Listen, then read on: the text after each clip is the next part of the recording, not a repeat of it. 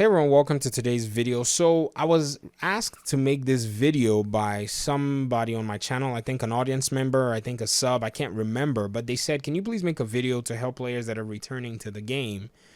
And that is such a mountain of a task. In fact, that might be an improbable task because I don't know when you left the game.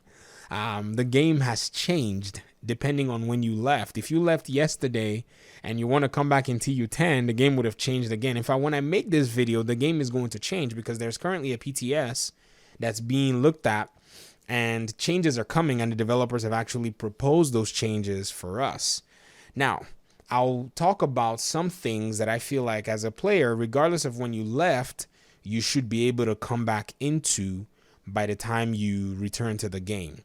So first things first, our agents right now post Warlords of New York DLC now have an agent level power of level 40.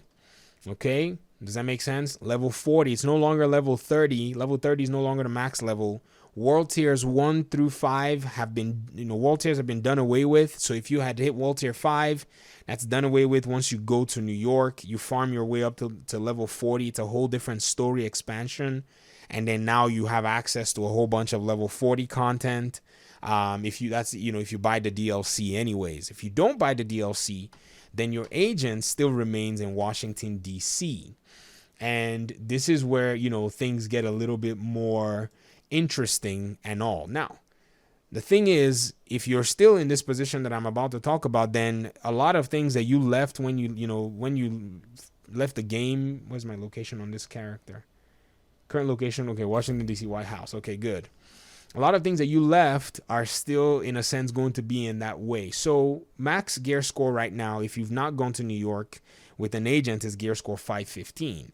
So you still have, the ability to roam around DC, the ability to play, missions, even with agents that are level 40.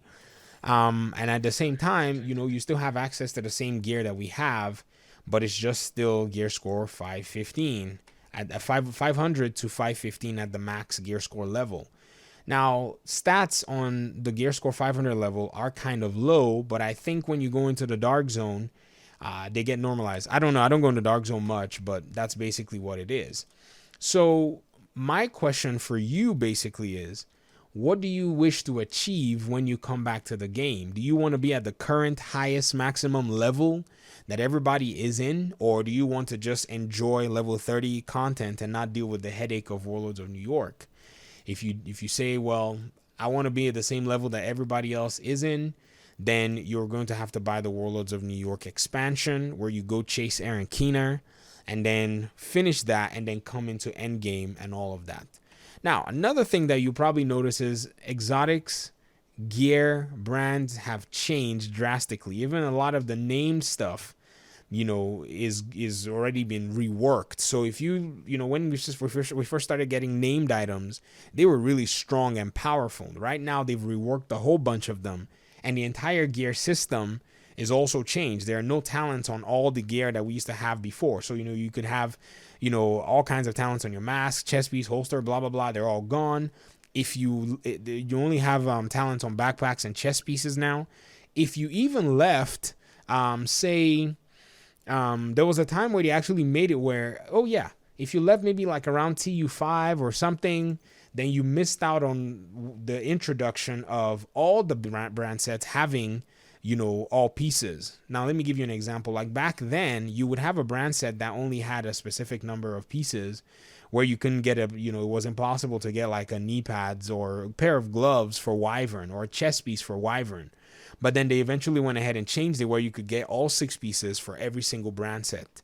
So that was supposed to have made build diversity better. It actually made the game fun. A lot of people enjoyed it, but we were overpowered. So it kind of stripped a lot of that down. And then we got the new Warlords of New York missions and all that. There are also legendary missions. If you're coming back into the game, there are going to be legendary versions of these strongholds: District Union Arena, Capitol Building, and Roosevelt Island. They've also talked about making other legendary missions down the road, but we have not heard any plans of those.